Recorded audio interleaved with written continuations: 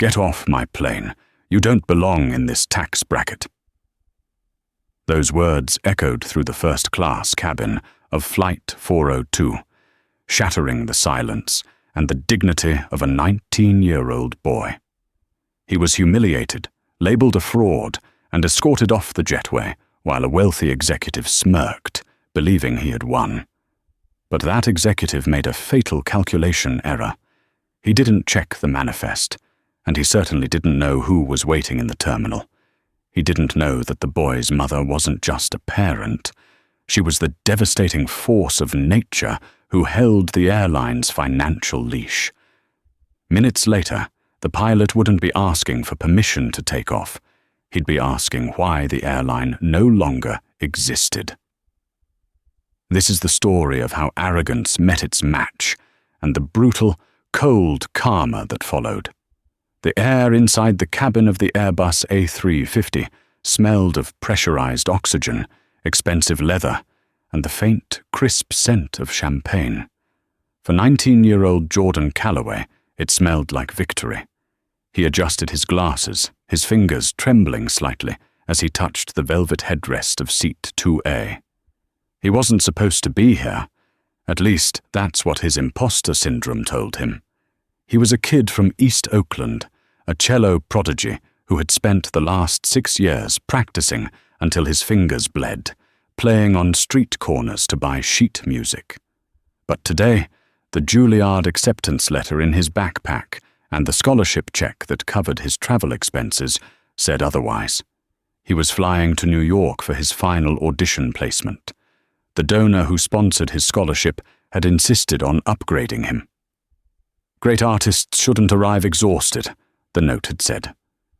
Jordan stowed his worn-out backpack in the overhead bin, careful not to bump the pristine suit jacket of the man sitting across the aisle in 2F. He sat down, sinking into the wide, lie-flat seat.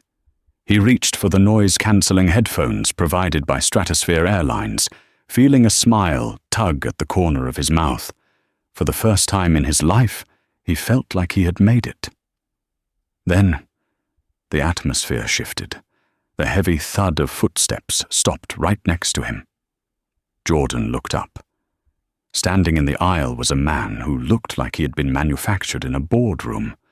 He was tall, wearing a bespoke navy suit that probably cost more than Jordan's mother's car. He had silver fox hair slicked back with aggressive precision and a face that had forgotten how to smile.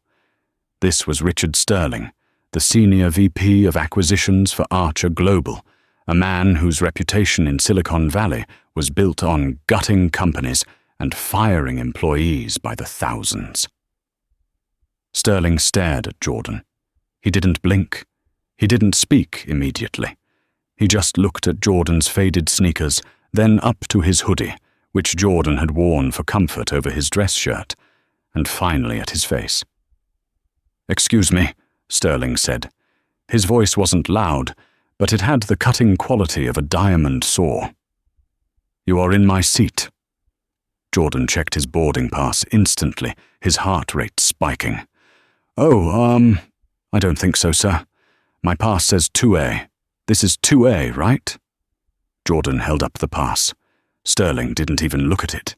He just sighed, a sound of profound exhaustion at having to deal with a lower species. "Kid," Sterling said, stepping closer, invading Jordan's personal space. "I don't care what that piece of paper says. I always sit in 2A. I fly this route every Tuesday. The airline knows it. My assistant knows it. And now you know it." "But I have a ticket," Jordan said, his voice dropping to a whisper. He could feel eyes on him. The other first-class passengers, a tech CEO in 1A, a socialite in 1F, were watching over the tops of their champagne flutes. They weren't intervening, they were observing, like scientists watching a bug get crushed. "I'm sure you have a ticket," Sterling said, his lip curling. "Probably a sweepstakes winner. Or maybe an employee standby pass? Look, son, let's save everyone the embarrassment. Grab your bag, go back to row 45 near the toilets where you belong, and let me sit down. I have a merger to close before we land. I paid for this seat, Jordan lied. Well, the donor had paid, but it was his seat. I'm not moving. Sterling laughed. It was a dry, humorless bark. You paid? With what? Food stamps? The insult hung in the air, heavy and toxic. Jordan's hands clenched into fists on his lap. He thought about his mother, Olivia. She had taught him to always keep his composure. When they go low, you stand tall, Jordan. Never let them see you sweat. I'm not moving, Jordan repeated, looking straight ahead. Sterling's face hardened. The amusement was gone. He reached up and pressed the call button, holding it down for 5 long seconds. Have it your way, Sterling whispered, leaning down so his breath hit Jordan's ear. But you're going to learn a very expensive lesson about how the world actually works. The flight attendant arrived within moments. Her name tag read, Brenda. She looked flustered, her eyes darting between the angry executive and the quiet teenager. She was young, perhaps new to the first-class cabin, and she clearly recognized Richard Sterling. Mr. Sterling, Brenda said, her voice pitching up an octave. Is everything all right? Can I get you a pre-flight drink? No, Brenda, you cannot get me a drink, Sterling snapped. You can get this squatter out of my seat. Brenda looked at Jordan. Sir, may I see your boarding pass? Jordan handed it over silently. Brenda scanned it with her handheld device. The machine beeped green. Mr. Sterling, Brenda said, looking nervous. His ticket is valid. He's assigned to 2A. You're assigned to, let me check, 3A. Just right behind him. I don't sit in row 3, Sterling said, his voice rising. I sit in the bulkhead. 2A. I need the legroom for my briefcase. And frankly, I don't want to stare at the back of a hoodie for 6 hours. He pulled out his wallet and slapped a heavy, black metal card onto the beverage tray. It made a loud clank. It was the Stratosphere Airlines Obsidian Key card, an invite-only status for people who spent over $500,000 a year on flights. Do you know what this is, Brenda? Sterling asked. Yes, sir. It's an Obsidian card. It means I own this plane more than you do, Sterling hissed. It means when I tell you there is a security risk in seat 2A, you listen. Security risk? Jordan asked, shocked. I went through TSA just like everyone else. Did you? Sterling turned to the passengers. Does he look like he belongs here? Look at him. He's agitated. He's defensive. Frankly, I don't feel safe flying with him right in front of me. He could be on drugs. He could be unstable. The tech CEO in 1A cleared his throat. He does seem a bit argumentative, he muttered, clearly just wanting the plane to take off so he could drink his scotch. Brenda was spiraling. She was terrified of a bad report from an Obsidian member. A complaint from Richard Sterling could get her fired. She looked at Jordan, young, black, dressed casually, alone. Then she looked at Sterling, white, wealthy, powerful, holding the card that paid her salary. The calculation happened in her eyes. Jordan saw it happen. It was the moment the system failed him. Sir, Brenda said to Jordan, her voice hardening. I'm going to have to ask you to move. To where? Jordan asked, his voice shaking. 3A. I'll take his seat. No, Sterling interjected.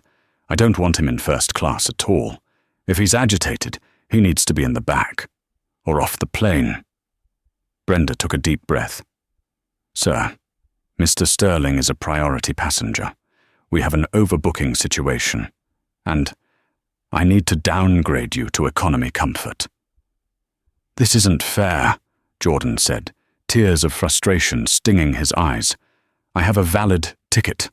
I have an audition. We will refund the difference, Brenda said, reaching for his bag in the overhead bin. Don't touch my cello, Jordan snapped instinctively. His cello was in the hold, but his bag contained his sheet music. He's shouting now, Sterling said, checking his watch. "Aggressive behavior. Brenda, call the gate agent. Get the marshal. I want him off." "Sir, you need to grab your things," Brenda commanded, her customer service mask slipping. "Now, or I will have to call security." Jordan looked around. No one made eye contact. The injustice was so thick, it felt like it was crushing his chest. He realized that arguing would only give Sterling what he wanted, a reason to call the police. If the police came, Jordan wouldn't just miss his flight. He'd miss his audition, and he might end up in a cell. He stood up. He grabbed his backpack. "You win," Jordan whispered to Sterling. Sterling didn't even look up from his phone. He just waved his hand, as if shooing away a fly. "Sanitize the seat, Brenda. It smells like desperation." Jordan walked down the aisle, the longest walk of his life. He passed through the curtain into economy, but Brenda didn't stop there. She guided him all the way to the front door of the plane. "Mr. Sterling requested you be removed from the flight completely," Brenda muttered, not meeting his eyes. "He cited threatening behavior. I'm sorry, but you have to deplane." "You're kicking me off?" Jordan gasped. "But the next flight isn't until tomorrow. I'll miss my Juilliard audition." "You should have thought of that before you caused a scene," Brenda said, reciting a script she used for unruly drunks, not cello prodigies. She ushered him onto the jetway and closed the heavy aircraft door behind him. The lock clicked shut with a finality that felt like a gunshot. Jordan stood alone on the jet bridge, the cold air hitting his face. He was shaking. He pulled out his phone. He didn't call the airline customer service. He didn't call his friends. He dialed the only number that mattered. "Hey, Mom," he said, his voice cracking as the tears finally fell. "I need you. I just got kicked off the plane." On the other end of the line, the background noise of a busy airport lounge instantly went silent. The voice that answered was calm, low, and terrifyingly sharp. "Where are you, Jordan?" "Gate 42, San Francisco International." "Stay there," Olivia Calloway said.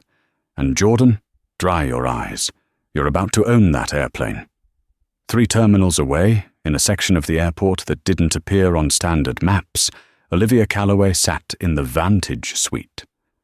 It was a private terminal reserved for diplomats, heads of state, and the ultra-wealthy who preferred not to be seen by the public. Olivia was 52, though she looked 40. She wore a cream-colored cashmere power suit that whispered elegance rather than screamed it. She was black, beautiful, and possessed a gaze that could dismantle a person's confidence from across a room. She wasn't just a mother. She was the founder and managing partner of Apex Capital, a private equity firm that managed over $300 billion in assets. She was currently reviewing a merger dossier on her tablet, a deal involving a mid-tier tech conglomerate called Archer Global. She was the one funding their survival. Without her signature on the 4:00 p.m. wire transfer today, Archer Global would be insolvent by Friday. When Jordan called, she had listened in silence. Her heart broke for her son, her gentle, talented boy who wouldn't hurt a fly. But as he spoke, her heartbreak calcified into a cold, hard rage. "Who did this, Jordan?" she had asked. "Did you get a name?" The flight attendant called him Mr. Sterling. Jordan had sniffled. "Richard Sterling." Olivia froze. Her finger hovered over the tablet screen. She minimized the merger document and opened the personnel file for the executive team of Archer Global. There he was. Richard Sterling, Senior VP of Acquisitions, the man whose salary she was effectively paying, the man whose entire career currently rested in the palm of her hand. "And the airline?" she asked. "Stratosphere," Jordan said. "Flight 402. Olivia looked at her watch. She picked up her encrypted smartphone and dialed a number that wasn't listed in any directory. It rang once. Olivia? The voice on the other end was deep and gravelly. It was Marcus Thorne, the CEO of Stratosphere Airlines. They had gone to business school together. Olivia held 12% of the airline stock in her portfolio, making her the single largest individual shareholder.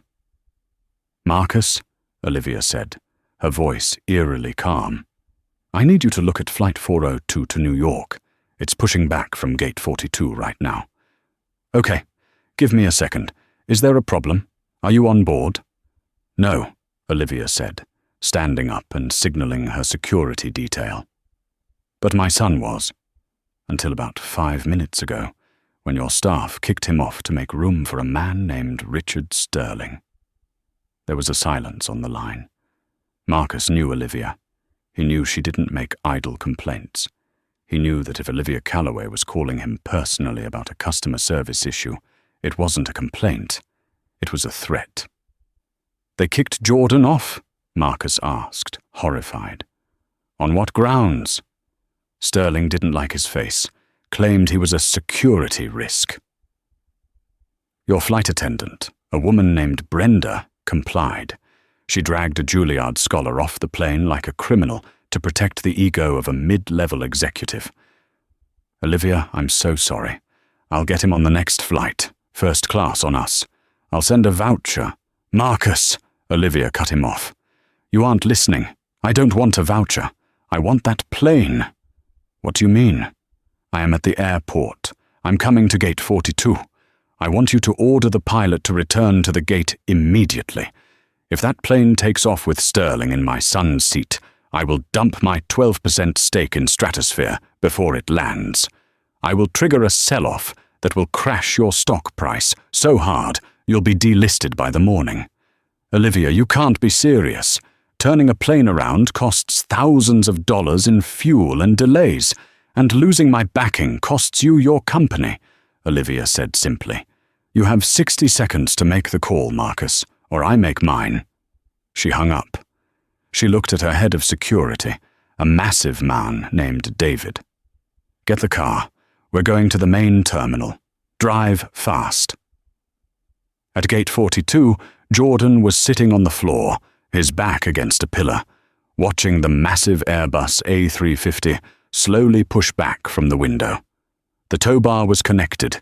The engines were starting their low, whining spool up.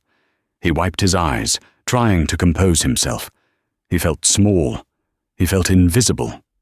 The gate agent, a man named Todd with a comb-over and a coffee stain on his tie, was typing furiously at the podium. He glanced at Jordan with annoyance. You can't sit there, kid, Todd called out. You're blocking the walkway. Go to the customer service desk in Terminal 2 for your refund. I'm waiting for my mum, Jordan mumbled. Todd rolled his eyes. Great. A family reunion. Look, move it, or I'm calling security again. Suddenly, the glass doors of the terminal entrance slid open with a whoosh. Olivia Calloway didn't walk in. She swept in like a weather front. Her heels clicked rhythmically on the linoleum, a sharp, military cadence. David, her security guard, walked a step behind her, scanning the room. Jordan stood up. Mum. Olivia stopped. She looked at her son. His hoodie rumpled, his eyes red. She reached out and cupped his face, her thumb brushing away a stray tear.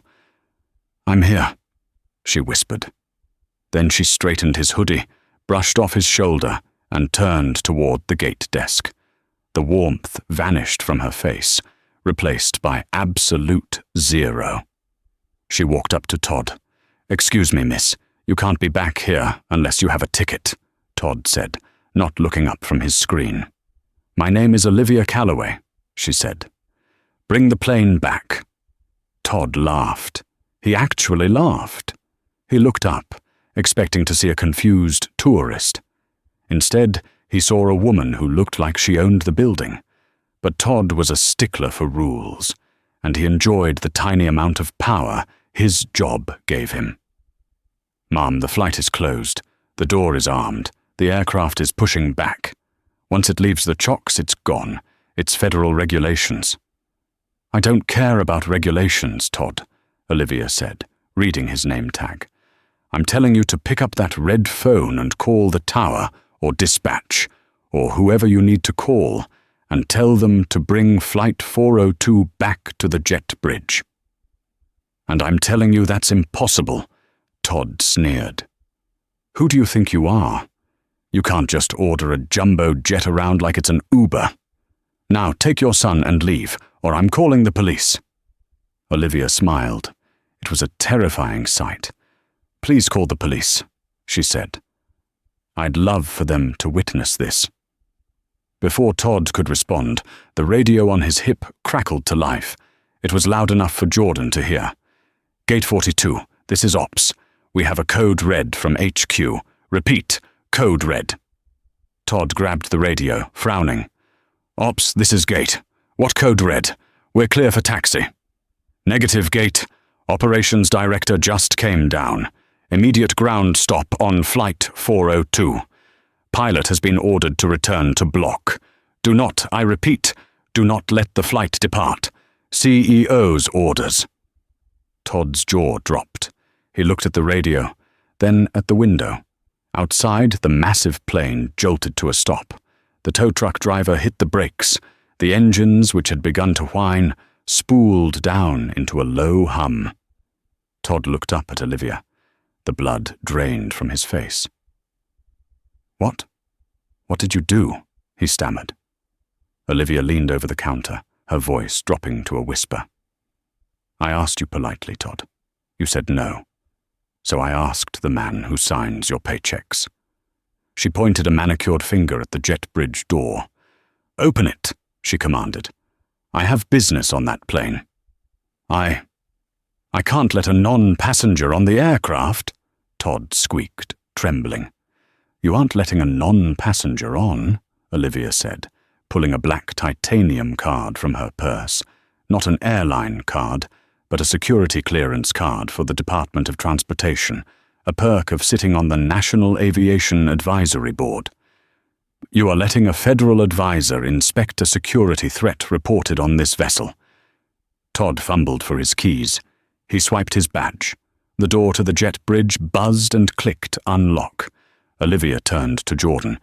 Grab your bag, baby. You're getting your seat back. Mum, Jordan whispered, his eyes wide. You stopped the plane? No, Olivia said, adjusting her cuffs. I just started the war. Come on.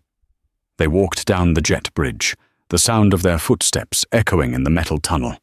At the end of the tunnel, the aircraft door was reopening. Brenda, the flight attendant, stood there, looking pale and confused. The captain was standing behind her, looking furious. What is going on? The captain demanded. Tower just told us to return due to a VIP override. I have a schedule to keep. Olivia stepped through the door, crossing the threshold onto the plane. She didn't look at the captain. She looked past him, into the first-class cabin. She saw him. Richard Sterling was still sitting in seat 2A, a glass of champagne in his hand, looking annoyed that the plane had stopped moving. He was tapping away on his phone, oblivious to the doom standing 10 feet away. Olivia turned to the captain. Captain, I apologize for the delay, but you are harboring a man who assaulted a minor and stole his property. I am here to rectify that. Who are you? The captain asked. I'm the mother, Olivia said. She walked into the cabin. The tech CEO in 1A looked up. The socialite in 1F gasped. Olivia stopped at row 2. Richard Sterling sensed the presence. He looked up, swirling his champagne. He saw a woman he vaguely recognized, maybe from a magazine, a business conference. He couldn't place her. Can I help you? Sterling drawled. Is this why we stopped? More standby passengers? Mr. Sterling, Olivia said, her voice projecting through the silent cabin so every passenger could hear. My name is Olivia Calloway. You kicked my son out of this seat. Sterling blinked. He looked at Jordan, who was standing behind Olivia, looking down at his shoes. Oh, Sterling laughed, a cruel, dismissive sound. The squatter's mommy came to the rescue? How sweet. Look, lady, I don't know how you got back on here. But get off. I paid for this. Actually, Olivia interrupted, her voice slicing through his like a blade. You didn't pay for anything. You put this flight on your corporate card.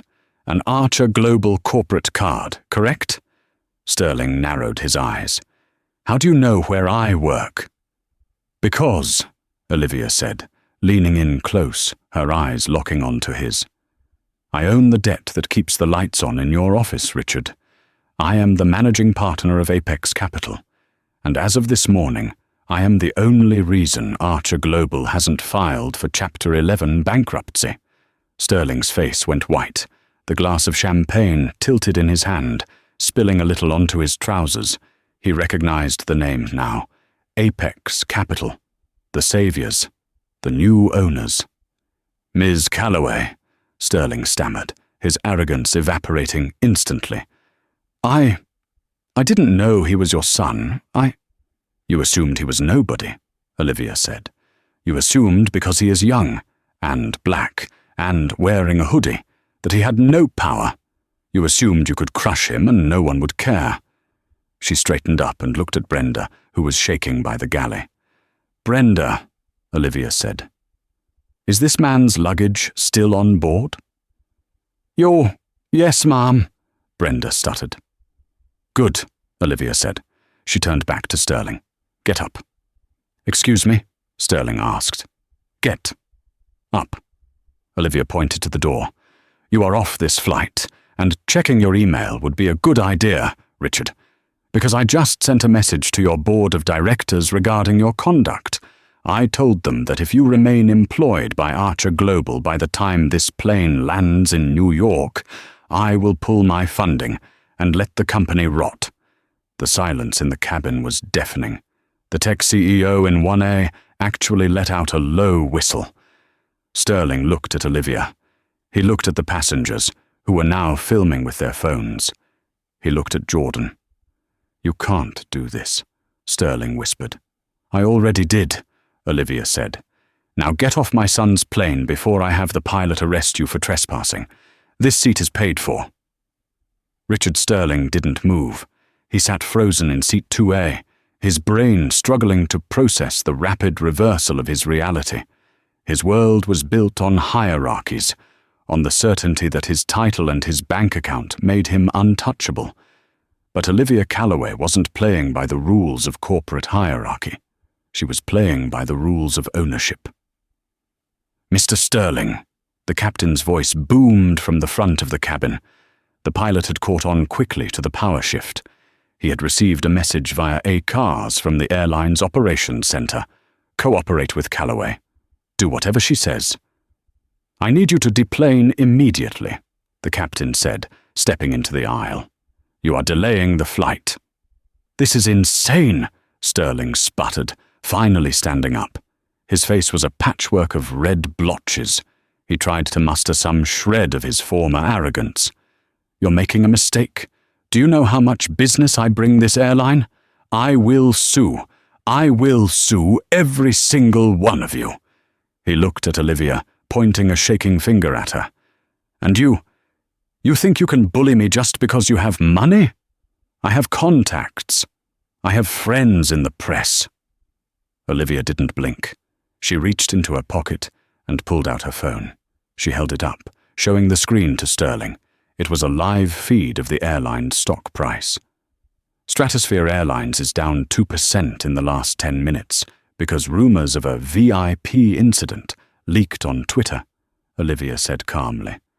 The market is reacting to you, Richard. You are toxicity. The longer you stay on this plane, the more radioactive you become. If you leave now, you might salvage a career as a consultant somewhere. If you stay, I will make sure you never manage so much as a lemonade stand again. Sterling looked around the cabin. The tech CIO in 1A was holding up his phone, recording everything. The socialite in 1F was live streaming on Instagram. He was trapped. He grabbed his briefcase. He shoved past Jordan, deliberately bumping his shoulder. Watch yourself, kid, Sterling muttered. Luck runs out. Jordan didn't flinch this time. He looked Sterling in the eye. "It wasn't luck," Jordan said quietly. "It was a reservation." Sterling stormed down the aisle, the sound of his expensive loafers heavy on the carpet. But the humiliation wasn't over. As he reached the galley, Brenda, the flight attendant who had kicked Jordan off, was standing there holding a plastic bag. "Sir," Brenda said, her voice trembling. You forgot your trash." She held out the wet wipe he had used to sanitize the seat earlier. Sterling swatted the bag away and marched onto the jet bridge. The moment he stepped off the plane, a cheer erupted from the economy cabin. The passengers in the back had no idea what was happening in detail, but they knew the rich guy who held up the plane was gone. Olivia turned to Brenda. The flight attendant looked like she was about to faint. She was clutching a tray of orange juice glasses, her knuckles white. "Miss Calloway," Brenda whispered. I was just following protocol. He had an obsidian card. I didn't have a choice." Olivia's expression softened, but only slightly. "We always have a choice, Brenda. You chose the card over the human being.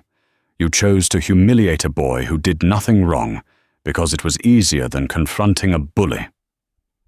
"I'm sorry," Brenda teared up. "I really am."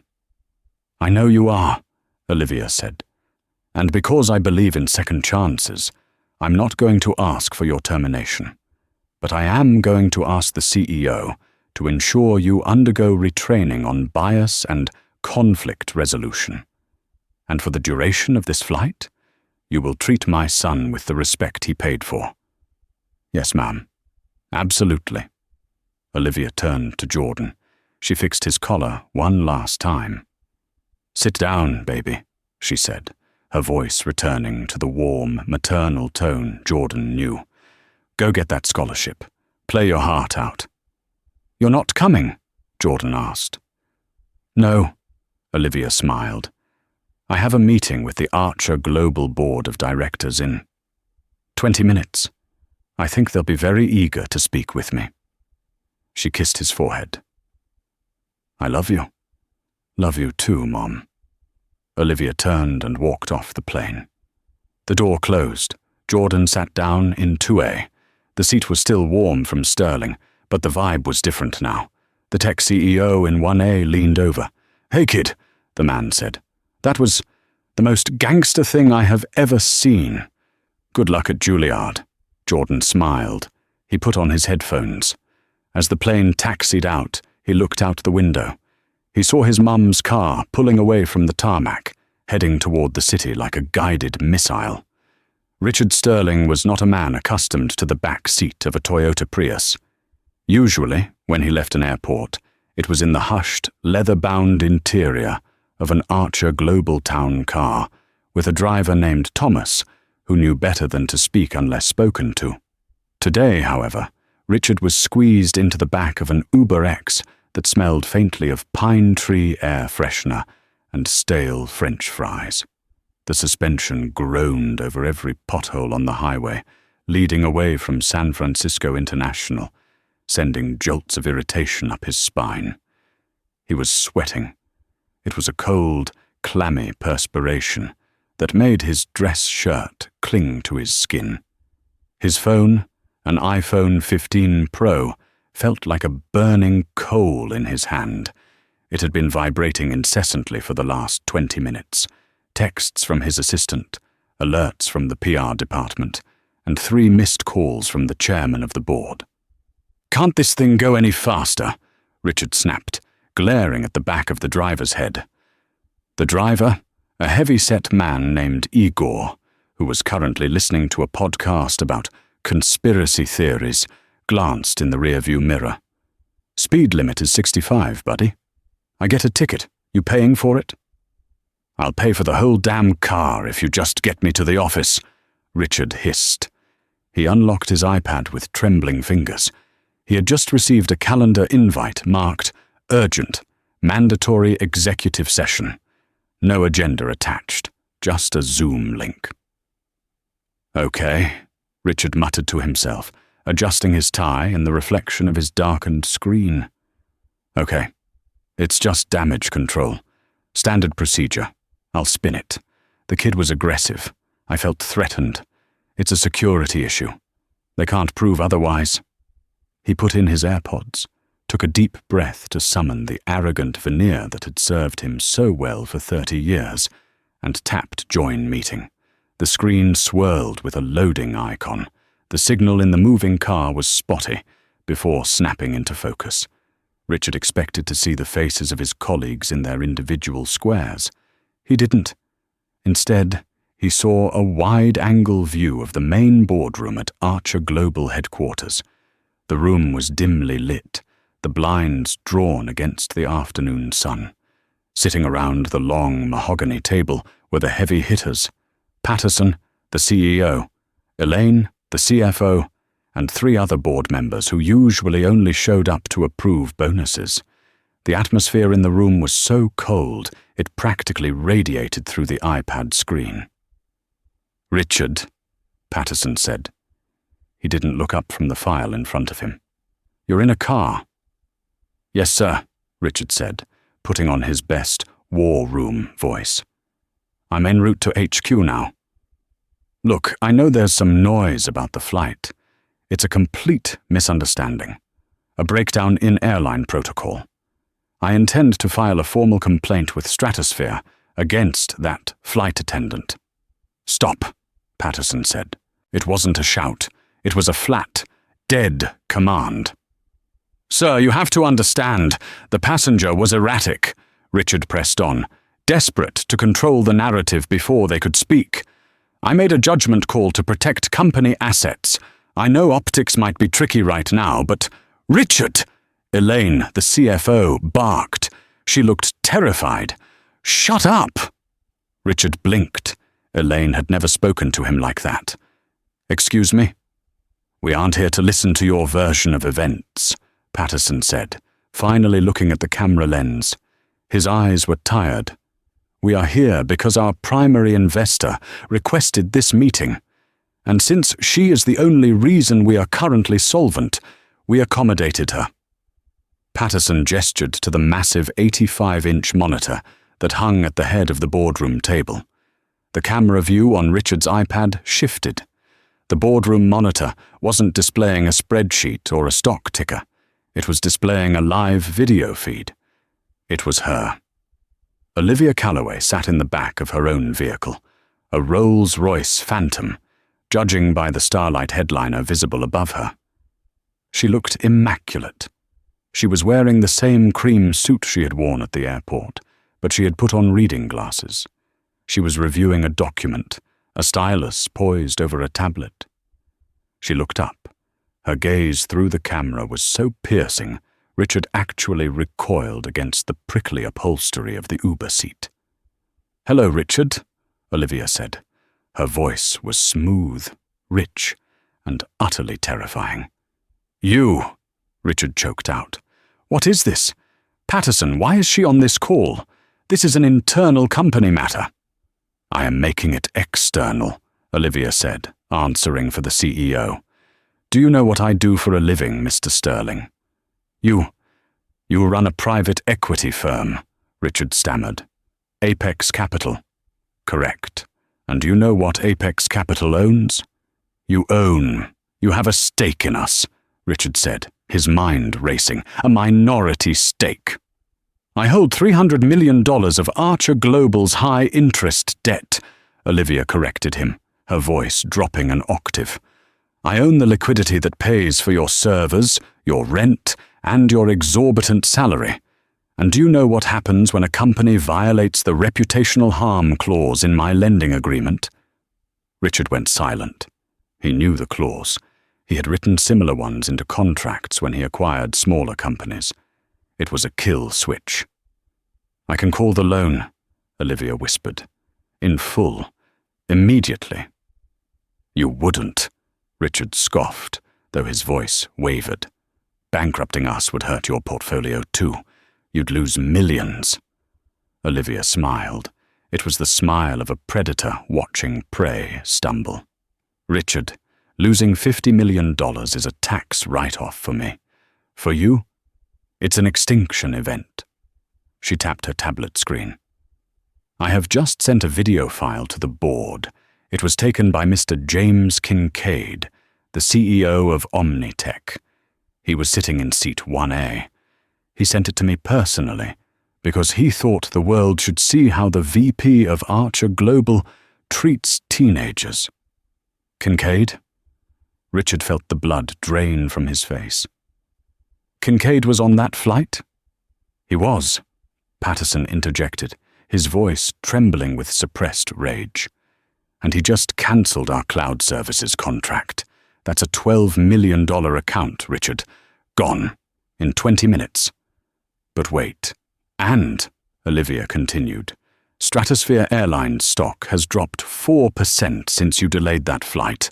The hashtag Dr. Archer Global Racist is currently trending #1 in California and #4 globally.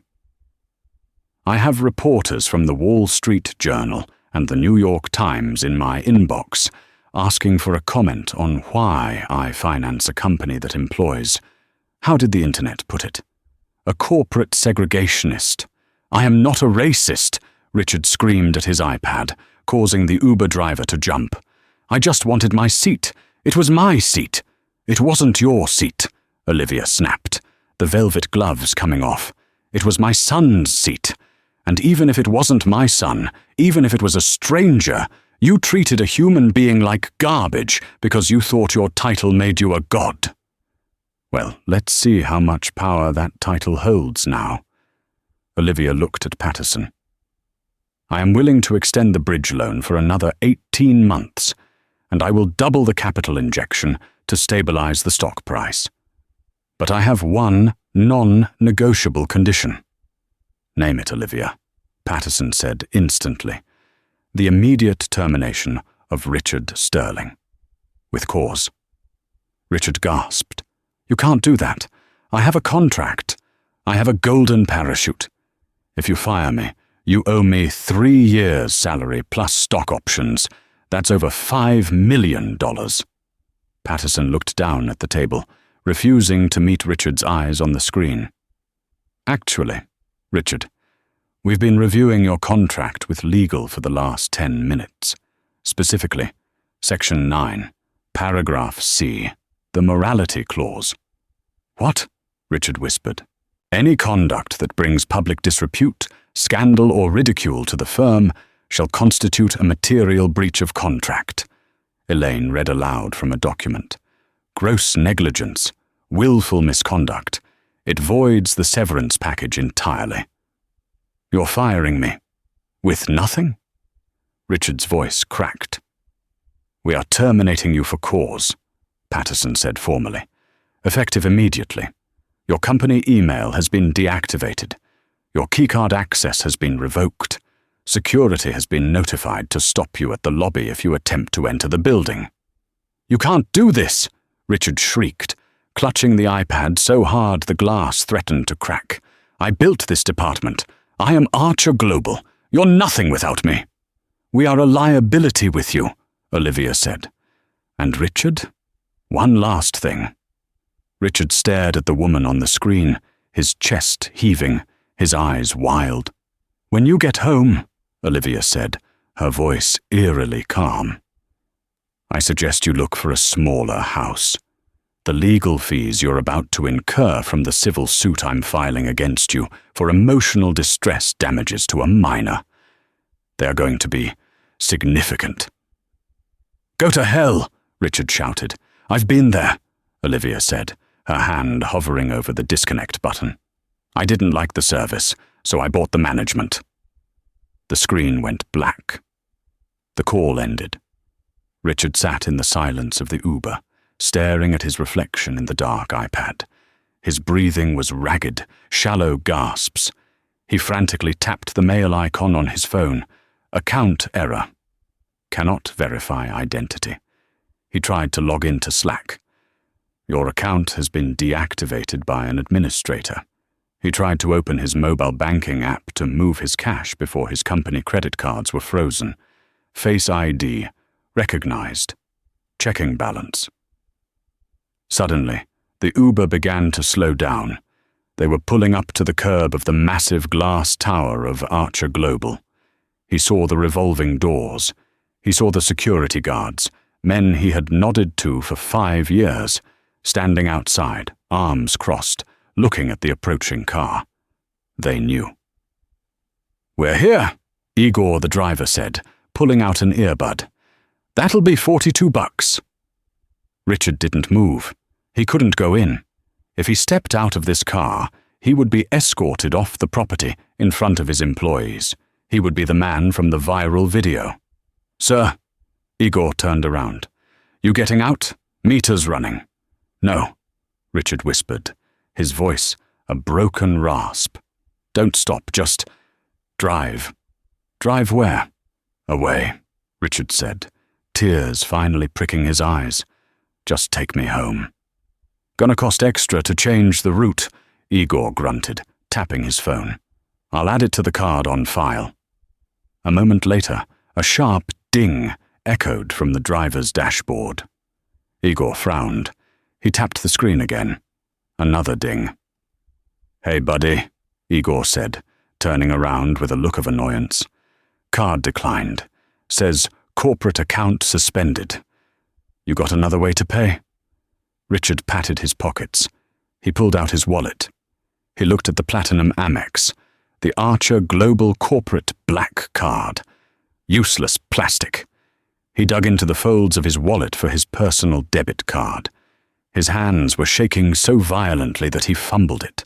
The card slipped through his sweaty fingers and slid down into the dark, unreachable crevice between the seat and the door.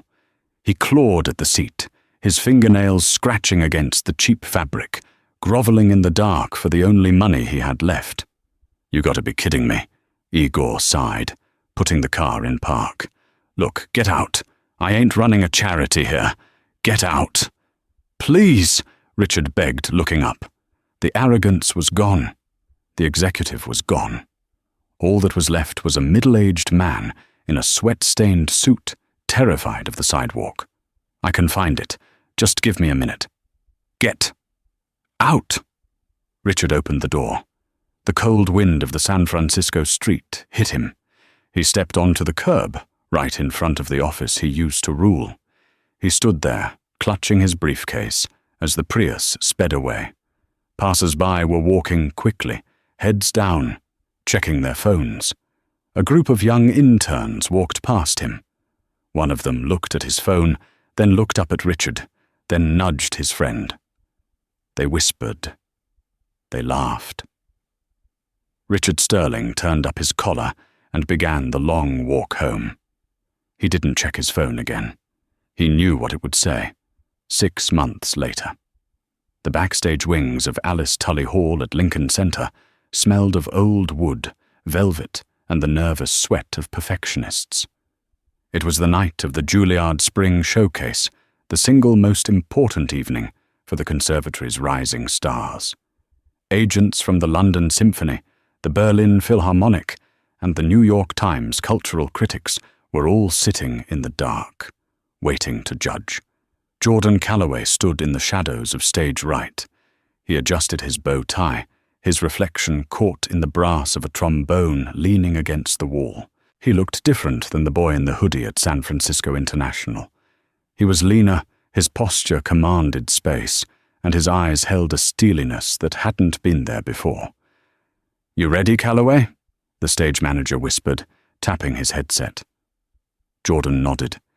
He touched the neck of his cello, feeling the vibrations of the orchestra warming up. He wasn't thinking about the notes. He was thinking about the jetway. He was thinking about the feeling of cold air on his face when the door slammed shut, the shame of being told he didn't belong. "You're on," the manager said. Jordan walked out. The applause was polite, restrained, the standard greeting for a student. He sat down on the soloist's bench, adjusted the end pin of his cello, and looked out into the blinding void of the spotlight. In the center of the first row, reserved for the school's highest-tier donors, sat Olivia Calloway. She wasn't checking her emails. She wasn't merging companies. She was leaning forward, her hands clasped tightly in her lap, her breath held. Next to her sat Marcus Thorne, the CEO of Stratosphere Airlines. He had flown in from Chicago specifically for this. "He looks ready," Marcus whispered, leaning toward Olivia. "He was always ready," Olivia replied, her eyes never leaving her son. "He just needed the world to get out of his way." Jordan raised his bow. He didn't ease into the music. He attacked it. He chose Elgar's cello concerto in E minor, a piece famous for its opening chords, which are heavy, tragic, and demand absolute authority. The first note roared through the hall, a deep, guttural cry that seemed to shake the dust from the rafters. It wasn't just music. It was a statement. Every stroke of the bow was a rebuttal to every person who had ever looked at him and seen a security risk instead of a virtuoso. As Jordan played, the audience stopped shifting in their seats. The silence in the room became heavy, electrified. Marcus Thorne watched, mesmerized. He turned to Olivia. "You know, we finalized the policy update this morning," he whispered. "The board voted unanimously. The Callaway rule is officially in the employee handbook. No passenger with a confirmed seat can be involuntarily bumped for a status member. Ever. If we overbook, the executive waits, not the customer." Olivia didn't look away from the stage, but a small, satisfied smile touched her lips. Good. Then his ticket price wasn't wasted. While Jordan soared in New York, 3,000 miles away, in a humid, fluorescent-lit office in Fort Lauderdale, Richard Sterling was currently living his own version of a concerto, one of misery. He was wearing a polyester polo shirt that was 2 sizes too tight. His name tag, crookedly pinned, read Rick, trainee. He was standing behind the counter of a budget rental car agency, typing furiously on a sticky keyboard while a customer screamed in his face. "I reserved a convertible," the customer, a 20-year-old college student in flip-flops, shouted. "This says compact sedan." "Sir, I understand," Richard said, his voice devoid of its former booming authority. "But the system shows—" "I don't care what the system shows. Do you know who my father is?" the student yelled, slamming his hand on the counter. Richard flinched. The irony hit him like a physical blow. He looked at the kid, arrogant, loud, entitled. He looked exactly like Richard used to be. I can get my manager," Richard whispered, his spirit thoroughly broken. "Yeah, go get him. You're useless," the kid snapped. Richard turned and walked into the back room to fetch his boss, a 24-year-old who made him clean the break room microwave. This was his life now. The lawsuits from Olivia had drained his savings. The industry blacklist had ensured he couldn't get hired to manage a lemonade stand. He was learning, day by grueling day, exactly what it felt like to be powerless. Back in New York, Jordan played the final note. He drew the bow off the string, letting the vibration hang in the air, shimmering like a ghost. For 3 seconds, there was absolute silence. Then, the hall exploded. It wasn't polite applause. It was a roar. People leaped to their feet. Programs were thrown in the air. The New York Times critic was clapping with his hands raised high. Jordan stood up. He was breathing hard, sweat dripping down his temple. He looked out at the sea of people cheering for him. He looked at the front row. He saw his mother, wiping a tear from her cheek. He saw the airline CEO clapping respectfully. Jordan didn't smile like a boy who had been saved. He smiled like a man who had won. He placed his hand over his heart and bowed deep and low. He had made it to the front of the plane, and this time nobody was ever going to move him. And that is how a 19-year-old musician and his powerhouse mother turned a moment of humiliation into a masterclass on respect. Richard Sterling thought his status card was a license to bully, but he forgot the golden rule of life. Be kind to everyone, because you never know who is sitting in the seat next to you or who is waiting at the gate. If this story satisfied your craving for justice, make sure to hit that like button. It really helps the channel grow and lets us know you want more stories like this. And if you want more videos where karma comes collecting in the most brutal way possible, subscribe and turn on notifications. You don't want to miss next week's episode. A landlord evicts a single mum on Christmas, then finds out she owns the bank. Thanks for watching, and remember, stay humble, or life will humble you.